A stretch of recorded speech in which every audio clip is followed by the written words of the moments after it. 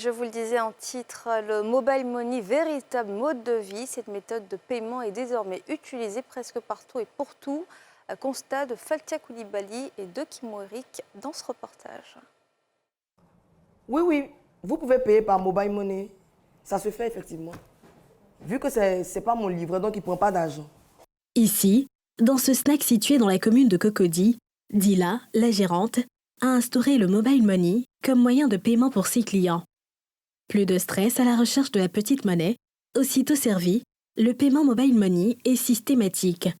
Actuellement, avec la venue des mobile money, les portefeuilles électriques, les clients vraiment n'aiment pas trop se déplacer avec l'argent.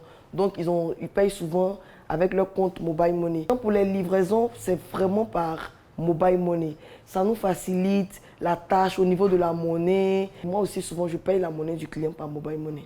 Avant, il y avait des problèmes, des difficultés avec les monnaies. Il fallait qu'on paye, il fallait qu'on attende la monnaie. Mais avec les mobile money, nous qui n'aimons pas, en tout cas, laisser notre monnaie aux gens, c'est plus rapide et c'est plus mieux en fait. Un constat similaire dans cette boutique de vêtements à la Riviera Benouma. La gérante du magasin n'est pas en marge de l'utilisation du code QR.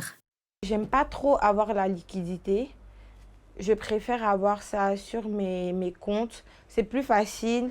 Paf, tu scannes et OK. Une fois que la cliente nous paye, il est impossible de récupérer son argent. Avec les paiements business, franchement, nous sommes très satisfaits. Cette révolution s'étend au secteur informel.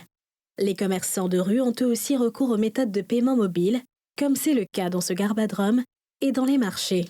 Les clients d'autres peuvent venir sans espèces et puis vont payer par monnaie. Mais s'il veut payer, on lui demande s'il peut mettre les frais. Là, il n'y a pas de problème. Money, chez moi, en tout cas, c'est bon. D'autres viennent, ils fuient, ils disent, ah, je n'ai pas d'argent, je cherche où on fait money. Je dis, bon, allez-y. S'ils s'en vont, ils ne voient pas, ils disent, bon, si on peut faire sur pour toi, je dis, il n'y a pas de problème. Parce que si on fait, ton argent est gardé, tu peux ne pas prendre, tu peux le prendre aussi. C'est que tu vas faire les retraits, bon, tu t'appelles t'arrêter devant la femme, ah, il y a un retrait fixe, c'est un peu plat. Donc là, je viens, tu scannes. Non, c'est juste, c'est honteux. Cependant, des commerçants sont encore sceptiques sur les paiements par téléphone, une situation aggravée par les cyberarnaques. On voudrait que les clientes payent en espèces. Celles qui font, comme on appelle ça, les dépôts.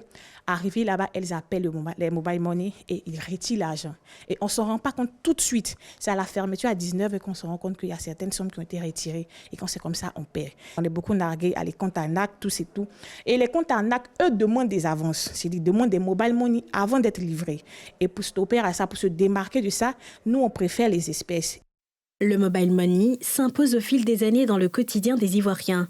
On peut voir les codes QR afficher des véhicules de transport dans les stations-service, réduisant ainsi la dépendance à la liquidité et une fluidité des transactions.